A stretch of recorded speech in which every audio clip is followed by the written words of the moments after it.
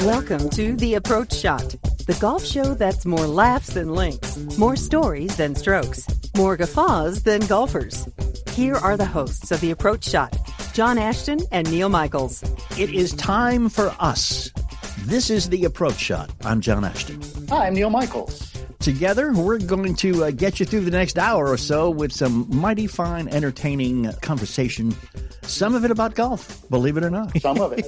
But I think that this is the time of year that people think about golf because, you know, it's getting nicer out and the weather's getting there. And, you know, if it's over 40 degrees, you're out there. So we have that. We have the Masters. We have the NCAA tournament. Baseball starting. Oh, the madness has begun. The madness has begun. Indeed. So it's just as much fun as it can possibly be if you're a sports nut, nor even if you're a casual sports nut. And if you hate sports, this is a really good time to let your significant other dive into it and go do whatever else you want to do for 2 weeks. Yeah, I mean, just put it in the timeline. You've got NCAA tournament for this weekend and 2 more after this. Yep. You've got the Masters tournament the first weekend in April. You've got the Kentucky Derby first weekend in May. And then you have the Indianapolis 500 the last weekend in May. You also have baseball season starting, and WrestleMania is stuck in there too. Yeah, and some people say that basketball and hockey are having their playoffs. I wouldn't know because I haven't watched a basketball or hockey game in about the last 20 years. So, well, until they have a team in Kentucky, darn it, we're not even thinking about that. I did, however, join, like you said, it's warming up. Spring has sprung. The grass is riz, all that kind of stuff. I was out at a driving range the other day, and there was a gentleman there who was hitting balls, and he had his son with him. And his son was less than enthused about being out there. And he just looked and he said, "Dad, I don't understand. Why do you keep hitting golf balls?" And he said, "Son, because hitting people is frowned upon." Very smart. Yeah. We will be talking sports of all kinds, though, with an expert. And that man is Jake Asman of SportsMap Radio Network on Coast to Coast from 9 a.m. to 11 a.m. The comedian Loose Cannon will also be joining us. And that is something you got to hang out for. I get the feeling that there will be a tear or two coming down our face from listening to him. Indeed, there will be. But do take into consideration, he's going to tell you up front he's a jerk and he's going to be offensive. So we don't want any emails. Okay. You have been warned. Not as offensive as us, but, you know, it's not offensive. And it is all coming up. On top of that. Yes, on top, this Approach Shot is brought to you in part by MyBookie. Hit the green with some green of your own by betting real Vegas odds to win real cash at MyBookie. Thousands of lines to choose from. Bet on anything, anywhere, anytime with MyBookie. Go to MyBookie.com. Use the promo code APPROACH and get some extra cash in your account. Hang out. We're coming right back. Texting enrolls you into recurring automated text messages. Message and data rates may apply. Men, want to feel younger, stronger, leaner? You don't have to slow down after 40. Frank Thomas found the secret to staying in shape with the energy and drive of his 20s. Man, you look like you could still hit it a mile. I feel great, too. What gives? After 40, men slow down. It's harder to stay in shape. Why? Our free testosterone levels drop. It happened to me, and then I found Nugenix Total T. New Nugenix Total T is our most powerful man-boosting formula ever because it boosts your free testosterone and your total testosterone. Nugenix Total T helps provide even more energy, performance, testosterone, and muscle-boosting ingredients for even better results. To get your complimentary bottle of Nugenix Total T, text GRIT to 321321. Samples are not available in stores. Well, wait. Well, you can do something about it now. I got to try Nugenix Total T. Text GRIT to 321321 for your complimentary bottle of Nugenix Total T. That's GRIT to 321321.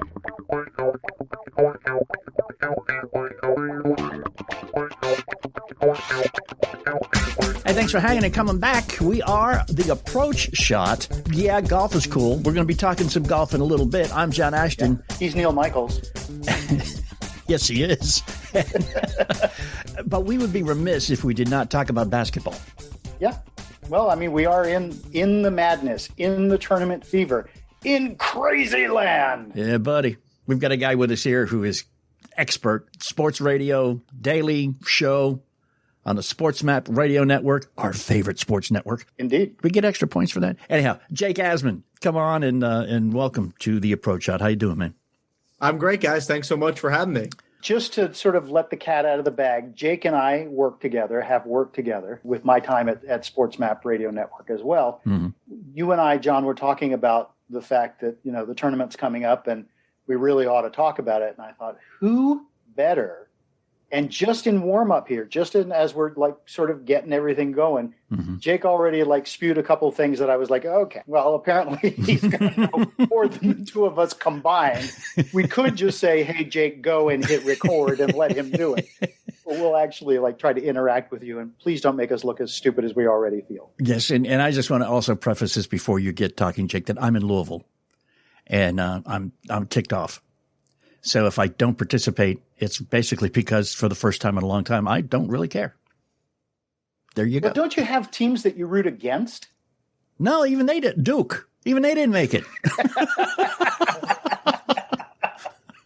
Anybody in Kentucky, as long as Duke's doing bad, we're happy. We're very happy. So, Jake, no Kentucky, no Louisville, no Duke. How did that happen? Weird year, guys. Yeah, it's kind of surreal. I mean, the last time you didn't have an NCAA tournament with with both Duke and Kentucky in it is 1976. You got to go back a long time for when the last time that happened, of course.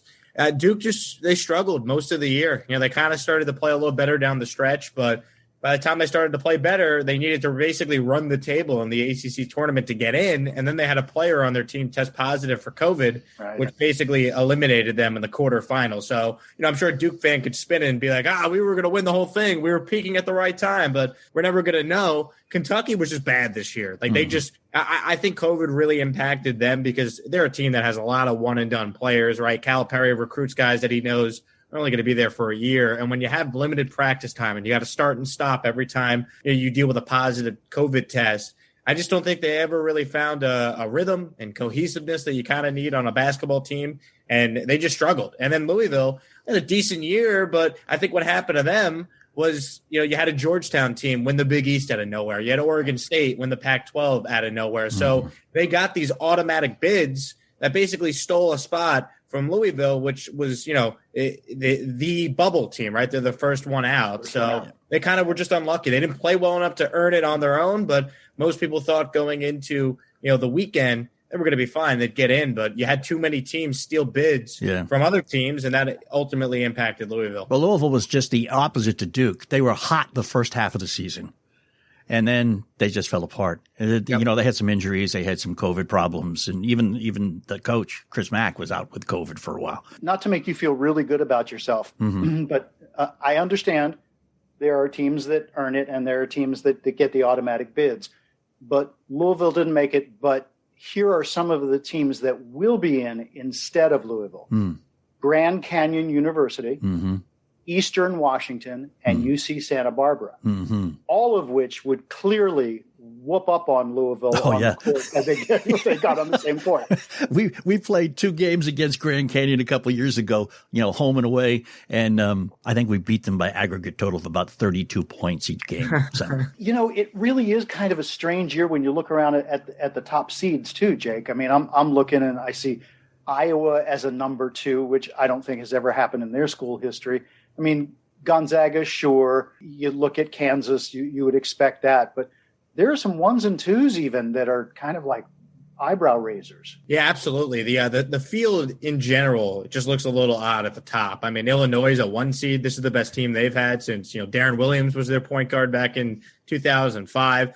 Michigan has been very good for a while now, but it's still kind of odd seeing, Michigan, a school that we associate as a football school, being a number 1 seed in the NCAA tournament. Gonzaga has been this great program for about 20 years now. They went from this like mid-major to, they're really good. 2017, they go all the way to the national championship game, but this is by far their best team. I mean, they're rightfully the favorites to win the whole thing. They probably got at least 3 NBA lottery picks in their starting lineup. Jalen Suggs, who's a true freshman, one of the best recruits in the country. He's probably a top 5 pick in the NBA draft. So, even Gonzaga, the number 1 overall seed, is not quote unquote traditional power in college basketball. So it's a little odd. You have Baylor as a 1 seed. I mean, you think of Baylor, you think of football, you don't think of basketball. Sure. Very odd year, and it's kind of fitting considering it's been an odd year, outside of basketball for everyone. You know what else? Right. You know what else pisses us off here in Kentucky? Uh-oh. Rick Pitino. is in the tournament. Right. This is what, his fifth team he's taken to the tournament? It's amazing. Yeah, he takes Iona to the tournament, and Iona barely played this year. I mean, if you look at their games played, I think they only played 17 total games. Yeah. They dealt with so many COVID issues that I heard Patino say that when they were able to get cleared to just start practicing again, he had them do 2-a-days, hour and a half practice each just to get them in shape because they were off for so long. Yeah. So it's amazing. Say whatever you want about Rick Pitino, but that guy just knows how to win and take teams to the tournament. He certainly does. Speaking of coaches that I find intriguing, I look up and I see Georgetown as a number 12. And as you said, they won their tournament. And Patrick Ewing, the old Knicks player who went to Georgetown and was a prodigy under John Thompson, is the coach of Georgetown and has done remarkable things with that team. Yeah, it really is an amazing story because Georgetown struggled a lot in the regular season. And Ewing, since he's been there, I think this is it's either his third or his fourth year. I believe it's his fourth season as the head coach. They really haven't done much. Like he's been around a 500 coach. And at Georgetown, the expectation is obviously to compete for national championships when you're there and, win the Big East. So, for him to have the run that his team went on, upsetting Villanova, upsetting Creighton, and to do it at Madison Square Garden where his number hangs in the rafters, it was a pretty cool moment. And we'll see if they can keep it going here in the NCAA tournament. They're a 12 seed. They're playing Colorado in the first round. When you fill out your brackets, there's usually one or two 12-5 seed upset. So a lot of people, the public is, rolling with Georgetown to stay hot and upset Colorado. Did you hear the funny story of the security people at Madison Square Garden kept stopping Patrick Ewing, asking for his ID. Right. And he was like, I played here for years with the Knicks. My number's hanging from the rafters. You don't know me? Right. It was a funny moment. A lot of people took his comments on that as if like he was dead serious. I thought he was a little tongue in cheek with it, but it is pretty funny. Yeah. Here's this 7-foot guy that's, clearly with the basketball program that he's associating with as he's walking in and around the Garden. And I'd love to see, I'd love to know who the security people were that were like, we got to stop this guy. ID, we don't know who this guy is. It's like, really? Or are you just doing your job? I think they were just doing their job, but the whole thing is funny. Yeah.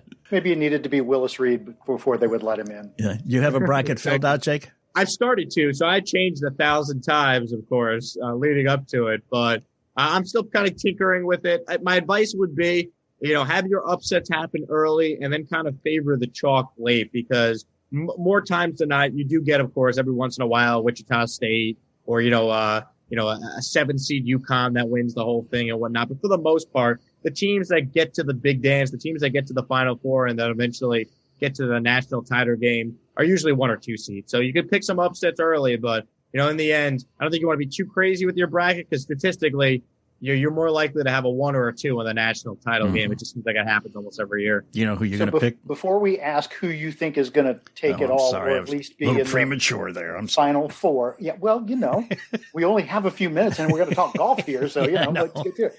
Who are your Cinderella picks this year? You mentioned Wichita State, who always comes in and upsets somebody, it feels like. But who do you have as Cinderellas? Yeah, no doubt. This could be a year where there's way more chalk picks than normal because I look at the bubble and the lack of like a true crowd. And like when a team that's a big favorite is trailing in a game or they're on upset watch, they start to get all tight and the crowd gets against them because the crowd's rooting for the underdog. And I think that contributes to a lot of upsets. With it being inside the bubble and the lack of a real fan presence, I wonder if we're going to see more favorites just win this year. So I'm still trying to figure out which schools I could see making a run. I will say I think Villanova could be in some trouble in the first round. They're dealing with some injuries. They didn't finish the year strong. I think a lot of people like Winthrop because they shoot a lot of threes. I can't tell you I've seen them play at all because I'm not watching Winthrop basketball. So that seems to be a trendy upset special pick. I don't know if it would be a huge upset, but I do like Rutgers. I believe they're a 10 seed. I think they're going to beat Clemson. I think Rutgers is better than a 10 seed. They've been battle tested playing in the best conference the entire season out of the Big Ten. So I think they could do some stuff here. And Michigan State, they're in the playing game tomorrow night against UCLA. And Michigan State, Tom Izzo and March, why not, right? I mean, you get Michigan State with good value. They're battle tested just like Rutgers. So I can't sit here and act like I know all these high seeds, but some of the ones I do kind of look at were the schools I just mentioned. People talk about the Super Bowl and they say that the Super Bowl is usually made or lost by having the better quarterback. This year obviously was a little bit different, even though it's obviously still Brady and Mahomes. But mostly people say at